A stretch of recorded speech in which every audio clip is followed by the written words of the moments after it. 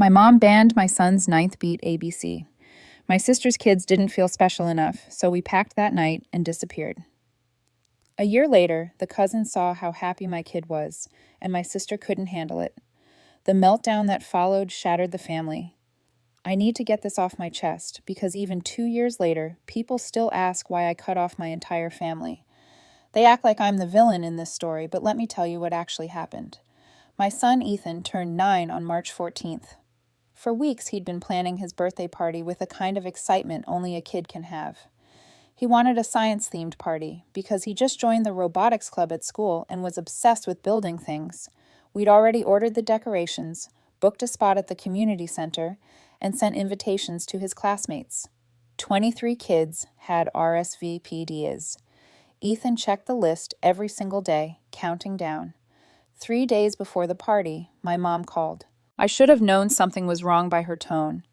That fake sweet voice she uses when she's about to ask for something unreasonable. "Honey, I need to talk to you about Ethan's party," she started. "What about it?" "You're still coming, right?" There was a pause. "Well, that's the thing. Melissa and I were talking, and we think it might be better to postpone it." I actually laughed because I thought she was joking. "Mom, the party's in 3 days. Everything's already paid for. I understand that. But Chloe and Brandon are really struggling right now. They feel like Ethan gets too much attention, and having this big party would just make them feel worse." Chloe and Brandon were my sister Melissa's kids, ages 7 and 5. And yes, they were struggling, but not for any reason related to Ethan. Melissa had gone through a messy divorce 6 months earlier, and instead of getting her kids into therapy or helping them adjust, she'd moved back in with our parents and basically let them run wild while she wallowed in self-pity. "Mom, their feelings about their parents' divorce aren't Ethan's problem. He's been looking forward to this for months. Don't be selfish, Queenie. Family comes first." Chloe actually cried last night because she said, "Nobody ever throws her parties like you throw Ethan's." My blood went cold. We invited Chloe and Brandon to Ethan's party. They're on the guest list. That's not the same as having their own party, is it? They need to feel special, too. I tried to stay calm. "Mom, Chloe had a birthday party in November. We were all there. She had a Princess Castle theme at that indoor play place. That was 4 months ago, and it was much smaller than what you're planning for, Ethan. Only 10 kids came because that's how many kids she wanted to invite. Melissa chose that." My mom's voice got sharp. "Your sister is going through a difficult time. The least you could do is be considerate. Just push Ethan's party back a few months. He'll understand." "He's 9, Mom. He won't understand why his birthday party got cancelled 3 days before it's supposed to happen. And I'm not doing that to him." "Then don't expect any of us to come. I'm not going to support you making your niece and nephew feel inadequate." I was so shocked I couldn't even respond right away. "You're seriously not coming to your grandson's birthday party because Melissa's kids might feel bad. I'm choosing not to enable your favoritism. You've always put vote Ethan above everyone else in this family." That's when I lost it. He's my son. Of course, he comes first to me, just like Chloe and Brandon should come first to Melissa. Watch your tone with me, young lady. I'm still your mother, and I'm Ethan's mother, and I'm telling you, his party is happening on Saturday whether you're there or not. She hung up on me. Just clicked off like I was some telemarketer bothering her. I stood there in my kitchen, shaking, trying to process what had just happened. My husband Derek came in and found me crying. When I told him about the conversation, his face went through about 5 different expressions before settling on pure anger. "She threatened to boycott our son's birthday party because your sister's jealous. It's not even Melissa's kids who are jealous. It's Melissa. She's using them as an excuse." Derek pulled me into a hug. "We don't need them there. Ethan has his friends. He has us. And that's what matters." But it did matter because that night my phone blew up. First, Melissa sent a long text about how I'd always been the favorite, how everything had always been about me. Now, about Ethan, how she was sick of being treated like an afterthought. Then, my dad texted saying I was being stubborn and should just reschedule to keep the peace. My Aunt Karen, my mom's sister, called to lecture me about family unity. Even my cousin Josh, who I barely talked to, sent a message saying I was causing drama for no reason. Nobody asked about Ethan. Nobody cared that a 9-year-old boy was about to have his grandmother, aunt, uncle, and cousin skip his birthday party because of some manufactured site. I didn't sleep that night. I kept thinking about how this wasn't new. Growing up, I'd always been the responsible one, the one who had to compromise, the one who had to be understanding when Melissa threw tantrums or demanded attention. Our parents had always catered to her because she was sensitive and I was strong enough to handle it. But this wasn't about me anymore. This was about my kid. The party happened on Saturday. 23 kids showed up. The science experiments were a huge hit, and Ethan had the time of his life building vinegar and making soda volcanoes and making slime. My mom, dad, and Melissa's entire family didn't show. Not a text, not a call, nothing. Ethan noticed. He asked where Grandma was, where Aunt Melissa was, why Chloe and Brandon didn't come. I lied and said they were sick. I watched my son's face fall, despite being surrounded by friends, despite having the party he dreamed about, because the family members he loved had decided not to show up. That night, after Ethan went to bed and the house was quiet, I sat down with Derek. I cannot do this anymore, I told him. Do what? Subjugate our lives to my family's dysfunction. Teach Ethan that his feelings and his happiness are less important than managing everyone else's emotions. Derek studied my face. What are you thinking? Your company has that position in Denver. Are you still interested? He'd been offered a promotion 2 months earlier that would require relocating from Sacramento to Colorado. We turned it down because I didn't want to move away from family. But sitting there realizing that my family had just deliberately hurt my son to make some kind of point, I couldn't think of a single good reason to stay. I can call them Monday, Derek said quietly. But are you sure? This is a big decision. I've never been more sure of anything. We didn't tell anyone. Derek called his boss on Monday and accepted the position. We had 6 weeks to relocate. We put our house on the market immediately, and thankfully it sold within 2 weeks to a cash buyer who wanted a quick close. We packed up 9 years of life in Sacramento and told no one in my family what we were doing. My mom called a few times during those weeks. She never apologized, just kept saying she hoped I'd learned my lesson about putting family first. I gave her non-committal responses and got off the phone as quickly as possible. Melissa sent periodic texts about how hurt she was that I wasn't being supportive during her difficult time. I stopped responding after the third one. The day before the movers came, I sent a group text to my parents, Melissa, and a handful of extended family members who'd gotten involved. It said, "We're moving to Denver. Derek got a promotion. Don't bother reaching out. We need space from the toxicity, and we won't be available for the foreseeable future. Take care." Then I blocked all of them before anyone could respond. The move was chaos, but good chaos. Denver was beautiful. Our new house was bigger than our old one, and Ethan started at a new school where he immediately made friends. Derek's new job was demanding but rewarding. I found work as a dental hygienist at a practice 15 minutes from our house. For the first time in my adult life, I wasn't managing my family's drama. I wasn't getting calls about Melissa's latest crisis or my mom's disappointment in some choice I'd made. I wasn't walking on eggshells trying to keep everyone happy. We were just living our lives, and it was incredible. Ethan flourished without the constant undercurrent of tension that had existed when we lived near my family. He became more confident, more outgoing. He joined the school's advanced robotics team and made it to the state competition. He started taking piano lessons and discovered he had a real talent for it. His teachers loved him. We started hiking as a family every weekend, exploring the Rockies, camping under stars so bright they didn't seem real.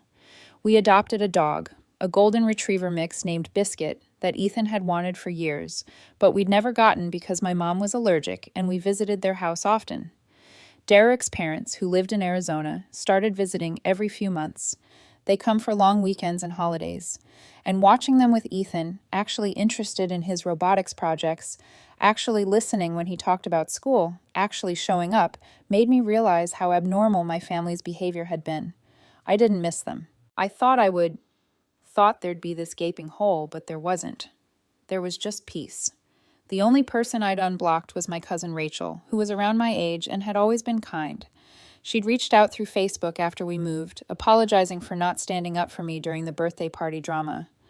She said she'd been getting pressure from my mom to stay out of it, but regretted not saying something. We started messaging occasionally, just like catching up stuff. I didn't tell her much about our new life, just general pleasantries. About 13 months after we moved, Rachel sent me a message that changed everything. Hey, I thought you should know. My mom ran into Melissa at the grocery store yesterday, and apparently Chloe and Brandon have been asking about Ethan nonstop.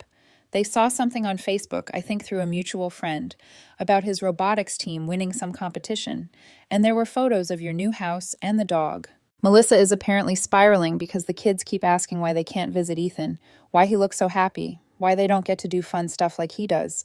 Your mom tried to explain that you moved away and don't talk to the family anymore, but that just made it worse. Chloe apparently asked why you left, and Melissa lost it on her. Just thought you should have a heads up in case they try to reach out. I stared at that message for a long time. Part of me felt vindicated, part of me felt sad. Mostly, I felt nothing. I didn't respond to Rachel right away. I showed Derek the message and we talked about whether we needed to do anything to prepare for potential contact attempts. They don't have our new number, Derek pointed out. They don't know our address. Unless someone in your family hires a private investigator, I don't see how they could find us. He was right. When we'd moved, we'd gotten new phone numbers and made sure our new address wasn't publicly listed. We'd scrubbed our social media or set everything to private. We'd been careful, but I'd underestimated my mother's determination. 2 weeks after Rachel's message, I came home from work to find my mom's car in our driveway. My stomach dropped. Derek's car was there too, which meant he was home, which meant he was dealing with whatever this was. I parked on the street and sat in my car for a minute, trying to steady myself. I found them in the living room, Derek standing with his arms crossed, my mom sitting on our couch like she had every right to be there. The second I walked in, she stood up. Finally, I've been waiting for over an hour. How did you find us? My voice came out flat. I hired someone. Did you really think you could just disappear? Derek moved closer to me.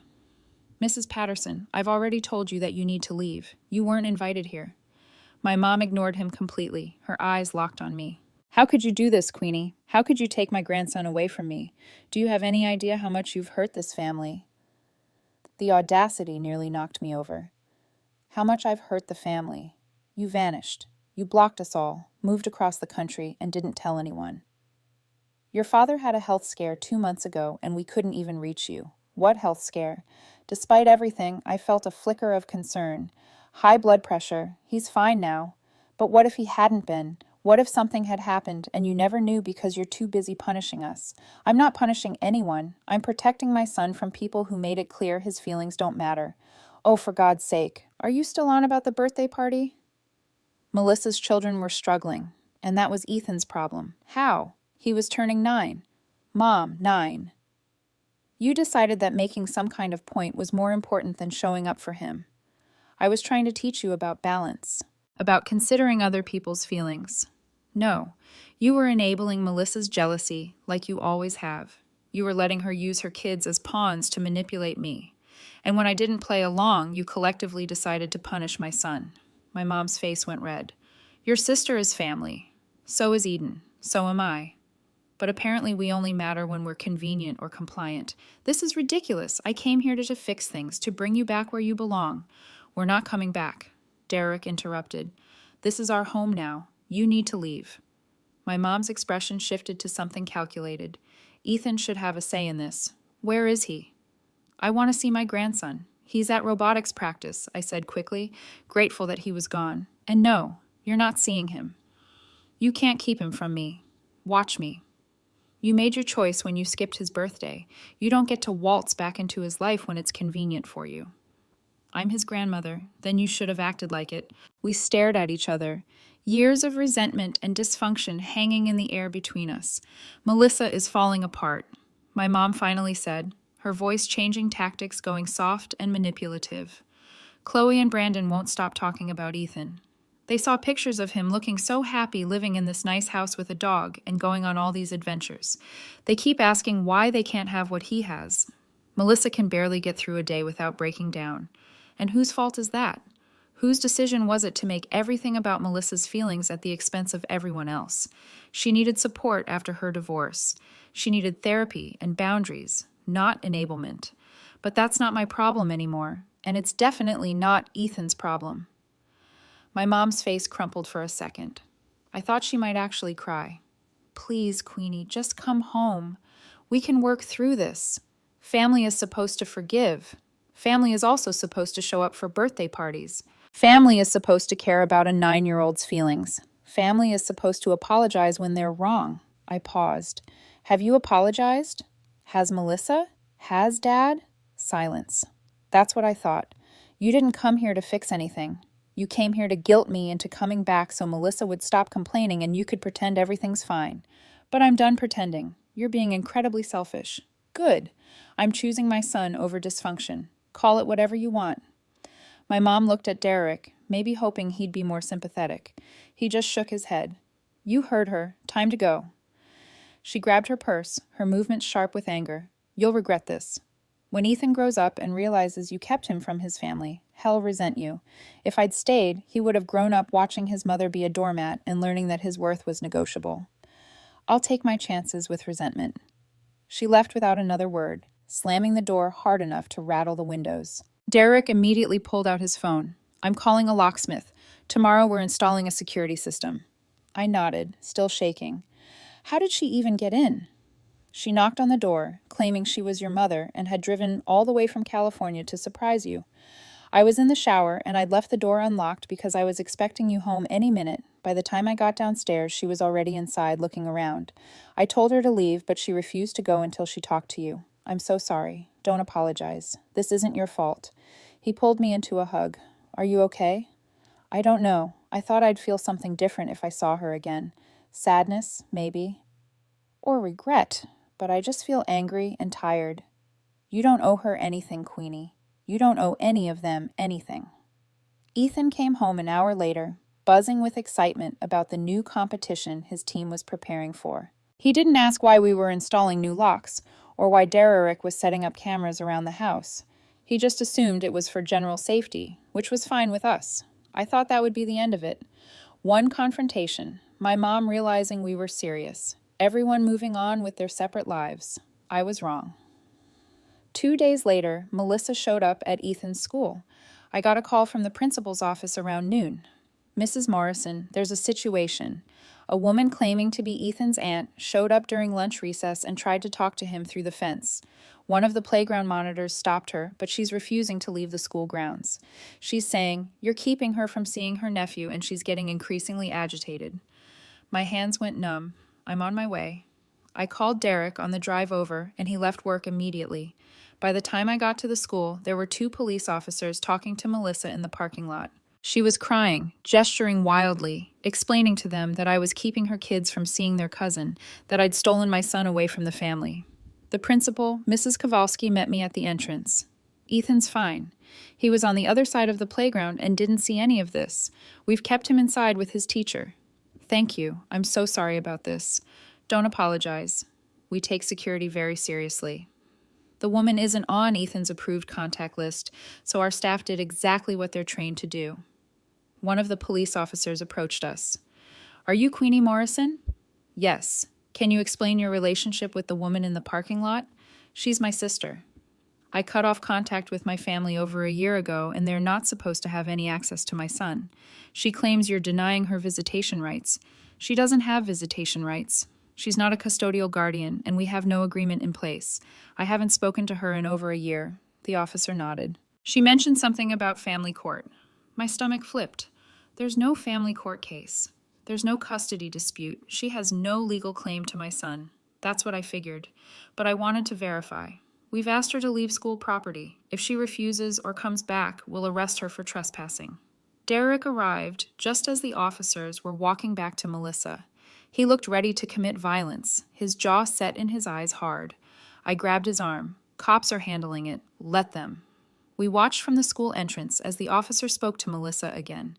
She was still crying, still arguing, but eventually she got in her car and drove away. Mrs. Kowalski put a hand on my shoulder. We're going to add a note to Ethan's file, flagging this as a potential security issue. If anyone from your family shows up again, we'll call the police immediately and contact you. Thank you. I really appreciate how you handled this. We went inside to get Ethan, who was sitting in his classroom drawing robot designs with his teacher, Mr. Phillips. He looked up when we came in, confused about why both his parents were there in the middle of the day. Hey, buddy, Derek said, his voice carefully normal. How was morning class? Good. We're starting a unit on ecosystems. Are you guys here to pick me up? I glanced at Mr. Phillips, who gave a small nod, indicating Ethan genuinely didn't know what had happened. Actually, we came to take you out for lunch. How does pizza sound? His whole face lit up. Really? On a school day? Special occasion? Derek said, "Let's go." We signed him out and drove to his favorite pizza place, over pepperoni and root beer. We had to figure out how to explain what was happening without terrifying him. "Ethan, we need to talk about something. Your Aunt Melissa showed up at your school today." His eyes went wide. "She did? Where? I didn't see her." "That's because the teachers kept you inside. She wasn't supposed to be there, and she wasn't on the list of people allowed to visit you." Confusion crossed his face. Why would she be there if she wasn't allowed? Sometimes grown-ups make bad choices when they're upset. Aunt Melissa is upset that we moved away, and she wanted to see you, even though we've explained that we need space from that side of the family. "Because of my birthday party?" he asked quietly. My heart broke a little. He'd never forgotten, even though we tried to move past it. That was part of it, but there were a lot of things that built up over time. The important thing is that you're safe, and the school handled everything correctly. Is she going to come back? We hope not. But if you ever see any of your relatives from California at school or anywhere else, you need to tell a teacher or another adult immediately, okay? You're not in trouble, and they're not bad people, but we need to know if they try to contact you. He nodded slowly, processing. Do Chloe and Brandon miss me? The question caught me off guard. I think they probably do. You guys had fun together when we lived near them. I miss them sometimes too. But I like it here better. He took a bite of pizza. And I like that you and Dad don't seem stressed all the time anymore. Derek and I exchanged looks over his head. Kids notice everything. We like it better here too, Derek said, and we're going to make sure everything stays peaceful and safe. Okay. We finished lunch and drove him back to school. He hugged us both extra tight before going inside, and I had to fight to keep my composure until he was out of sight. I'm getting a restraining order, I said once we were back in the car against Melissa. Against all of them. If my mom could track us down and show up unannounced, and if Melissa felt entitled to show up at Ethan's school, there's no telling what they'll do next. We met with a lawyer the next day. She was sympathetic but realistic about the chances of getting a restraining order approved without evidence of threats or violence. However, she helped us draft cease and desist letters to my parents and Melissa, legally demanding they stop all contact attempts and stay away from our home, workplace, and Ethan's school. We also met with a school district security coordinator and got documentation of Melissa's trespassing incident added to Ethan's file. Any relative not explicitly approved by us would be treated as a potential threat. For a week, nothing happened. Then the messages started coming through Rachel. At first, they were for my dad, saying he was disappointed in me for involving lawyers and making everything worse. Then, my mama sent a message saying I was traumatizing Chloe and Brandon by refusing to let them see Ethan. Finally, Melissa sent a long, rambling message about how I'd always been jealous of her, how I'd always tried to make her look bad, and how I was using Ethan as a weapon to hurt her. I stopped responding to Rachel after that. I felt bad she wasn't part of the problem, but I couldn't trust that anything I said wouldn't get back to my family. 3 weeks after the school incident, my phone rang from an unknown number. I almost didn't answer, but something made me pick up.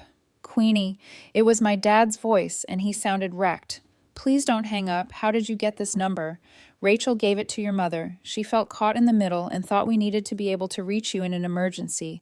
Please just listen for a minute. Against my better judgment, I didn't hang up. What do you want, Dad? Your sister had a breakdown. She's at Mercy General in Sacramento on a psychiatric hold. She tried to hurt herself. The bottom dropped out of my stomach. What happened? She's been spiraling since you left, but after the thing at Ethan's school, it got worse. She started saying she'd ruined everything, that her kids hated her, that she destroyed the family. Yesterday, your mom found her in the bathroom with pills. They got her to the hospital in time, but she's not doing well. I sank into a chair. I'm sorry she's struggling, Dad. I really am, but I can't fix this for her. I'm not asking you to fix it. I'm asking you to understand what's happening. Chloe and Brandon are staying with us now, and they're confused and scared. Melissa keeps talking about how she failed them, how they'd be better off without her. She needs professional help. She's needed it for a long time. I know that we're getting her into a treatment program when she's released. But Queenie, you have to understand, seeing how happy Ethan is while her kids are struggling, it broke something in her. Anger flared in my chest. So this is my fault.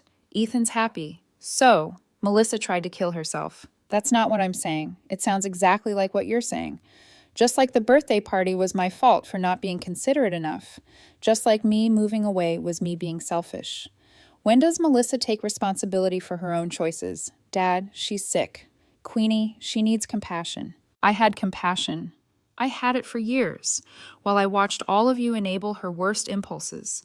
I had it when she threw tantrums and I was told to be the bigger person. I had it when she used her kids to manipulate me and you all went along with it. But when my son needed compassion, where were you? Where was the family then? We made a mistake with a birthday party. Your mother knows that now, does she? Because when she showed up at my house, she didn't apologize. She blamed me for everything and demanded I come back. Silence stretched between us. Your mother is scared. My dad finally said she's scared. She lost you permanently. She's scared about Melissa. She's scared that Chloe and Brandon are going to end up damaged from all this. They're going to end up damaged if the adults in their lives keep using them as emotional weapons. They need stability, therapy, and consistent boundaries.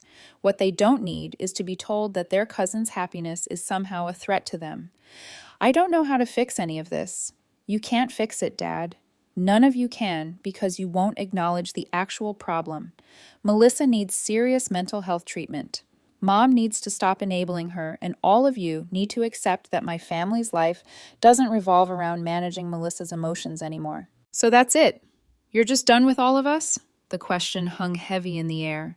I thought about Ethan's laughter echoing through our house, about the way Derrick and I had reconnected without the constant strain of family drama. About the peace we built. I'm done with the dysfunction, I said finally. If Melissa gets help, if she actually works on herself and learns to take responsibility for her actions, maybe things could be different someday. If Mom and you can acknowledge the damage that was done and actually change, maybe we could rebuild something. But I'm not holding my breath, and I'm definitely not sacrificing my son's well-being on the hope that people who've never prioritized our needs will suddenly start. That's really sad, Queenie. You know what's sad? The fact that it took me moving 1,200 miles away to realize how abnormal our family dynamics were. That's what's sad. He didn't have a response to that. After a few more seconds of silence, he said, I hope someday you'll be able to forgive us. I hope someday I won't need to, because you'll have actually changed. Take care of yourself, Dad. Get Melissa the help she needs. Protect Chloe and Brandon, but leave us out of it. I hung up before he could respond. Derrick found me on the back porch an hour later, staring at the mountains as the sun set behind them.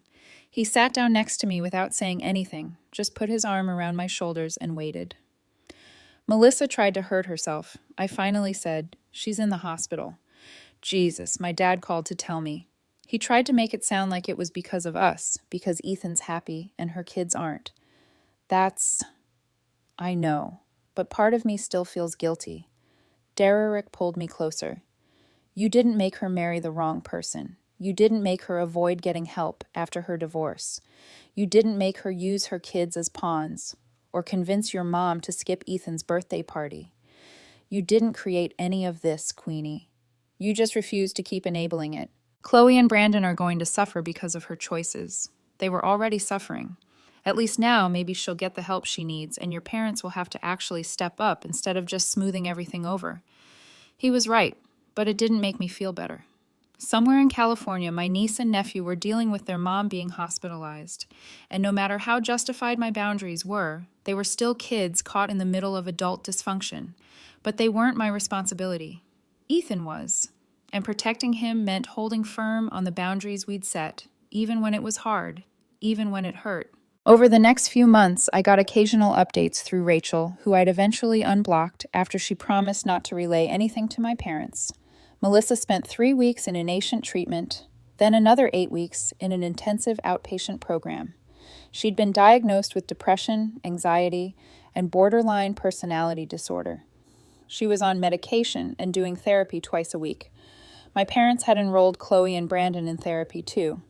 They'd also apparently had some kind of come to Jesus moment about their parenting choices and were working with a family counselor. I was glad they were getting help. I genuinely was, but I still wasn't ready to let them back into our lives. Ethan thrived. Fourth grade flew by. Then summer came with camping trips and swimming lessons and a week at science camp that he talked about for months afterward. Fifth grade started, and he joined the school orchestra, choosing the violin. Our house filled with the sounds of scales and simple songs that gradually became more complex. We hosted Thanksgiving that year, just the three of us, plus Derek's parents. It was small and perfect, with none of the tension that had always permeated holidays with my family. Ethan helped make pumpkin pie and laughed so hard at his grandpa's bad jokes that cranberry sauce came out his nose.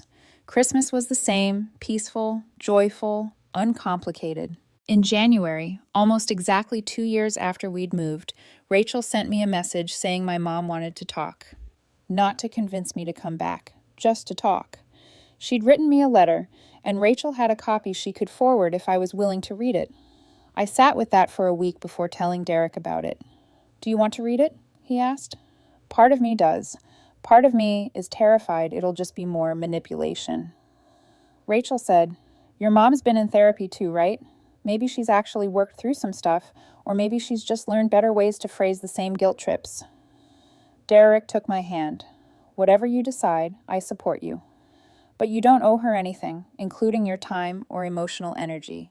If you read the letter and it's just more of the same, you can stop reading and delete it. You're in control here." I asked Rachel to send the letter. It arrived in my inbox on a Tuesday evening while Ethan was at orchestra practice. I made myself a cup of tea, sat down at the kitchen table, and opened it. The letter was 3 pages long, typed, not handwritten. It started with an apology, a real one, not the "I'm sorry you felt that way" kind used to for my family. "Queenie, I'm sorry. I'm sorry for prioritizing your sister's emotional regulation over your son's birthday. I'm sorry for enabling Melissa's unhealthy coping mechanisms for years at your expense. I'm sorry for making you feel like your needs and boundaries didn't matter as much as keeping the peace. I'm sorry for showing up at your house uninvited and trying to guilt you into coming back. I'm sorry for all of it."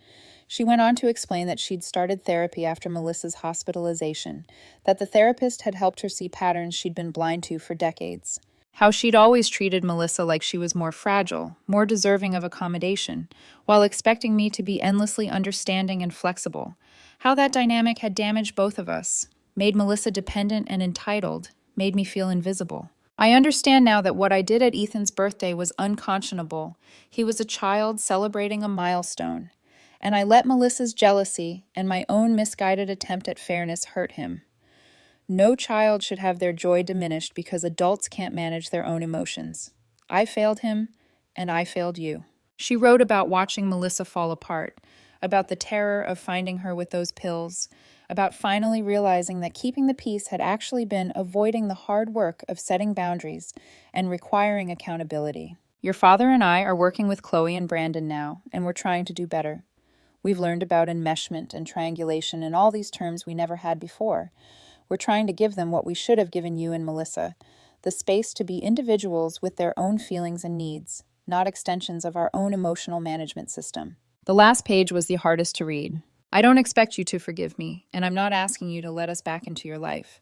What I did broke your trust, and trust takes years to rebuild, if it can be rebuilt at all.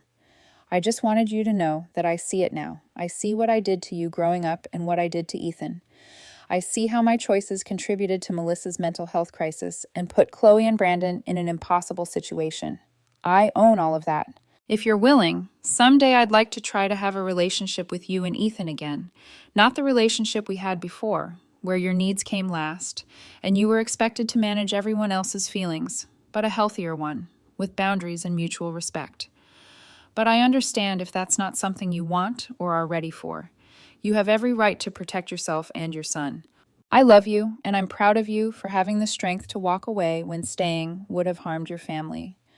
I should have taught you that you deserve better than what we were giving you. I failed at that. But watching you choose your son's well-being over our dysfunction, that showed me the kind of mother you are, the kind I should have been.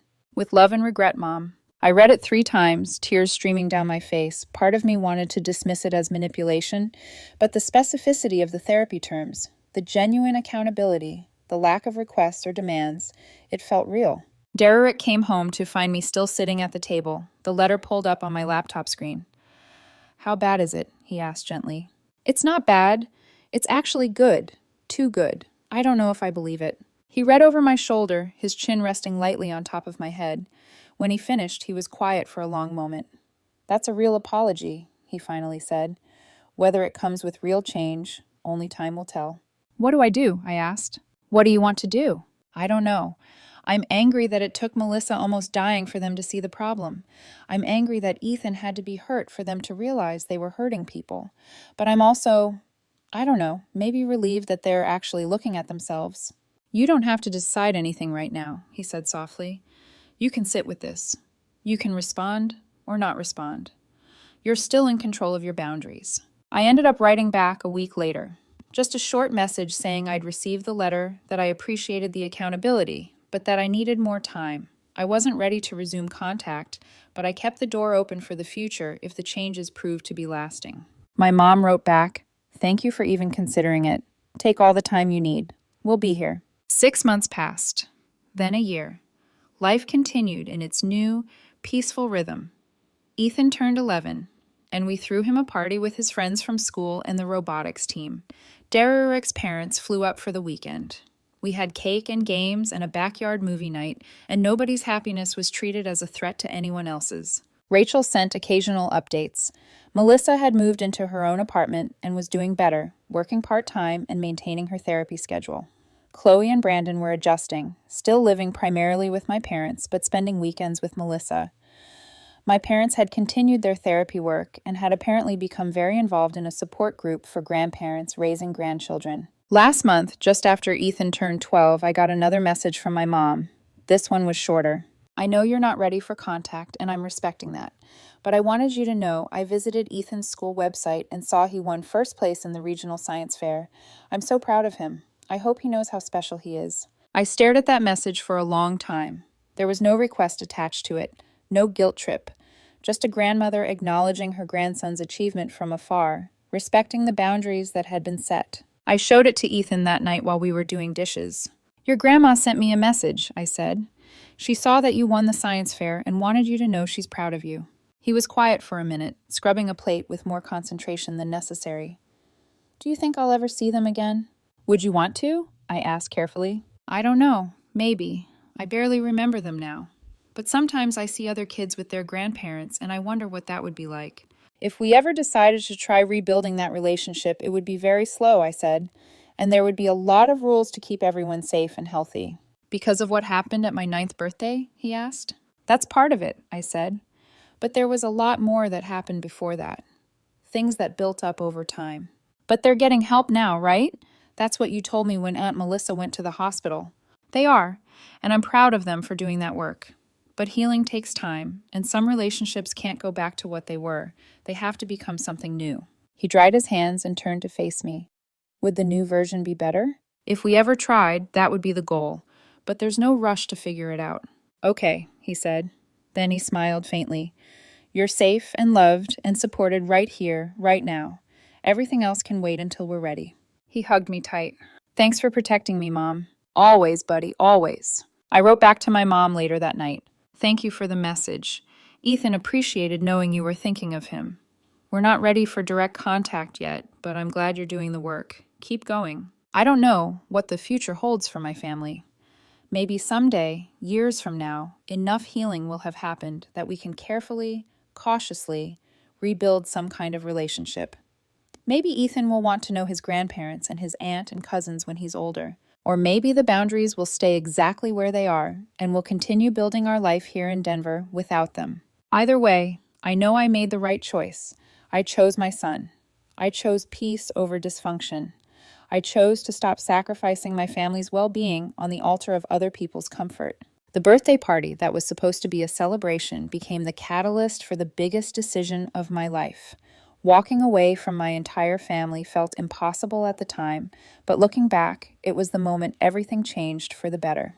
Ethan is thriving. Derek and I are stronger than ever. We have friends, community, and a life built on mutual respect and genuine love. And if my family can truly change, if they can build something healthier from the ruins of what was broken, then maybe one day there will be room for them in this new life we've created. But only if it's safe, only if it's healthy, only if it honors the boundaries that should have existed all along. For now, we're exactly where we need to be.